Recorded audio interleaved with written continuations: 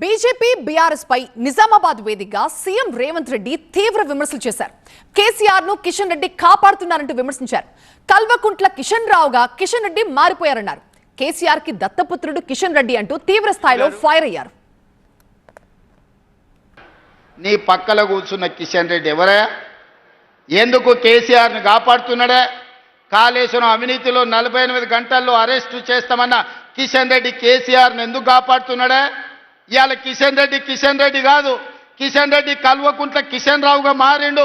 ఆ సంగతి నీకు తెలుసా? రామచంద్రరావు గారు, ధర్మపురి అరవింద్ గారు, మీ కిషన్ రెడ్డి కాదు. ఇవాళ మీ కిషన్ రెడ్డి కల్వకుంట్ల కిషన్ రావుగా మారిండు. కేసీఆర్ కో కొడుకున్నాడు, కేసీఆర్ కో పుత్రుడు ఉన్నాడు, దొంగ పుత్రుడు కేటీఆర్. ఇవాళ కేసీఆర్కి ఇంకో దత్తత పుత్రుడు ఉన్నాడు, ఆయన పేరు కల్వకుంట్ల కిషన్ రావు. దొంగ పుత్రుడు దత్తపుత్రుడు కలిసి ఈరోజు కేసీఆర్ అవినీతిని కాపాడే ప్రయత్నం చేస్తున్నారు. మొట్టమొదట రామచంద్రరావు గారు కిషన్ రెడ్డి గారిని జనజీవన స్రవంతిలోకి తీసుకురా.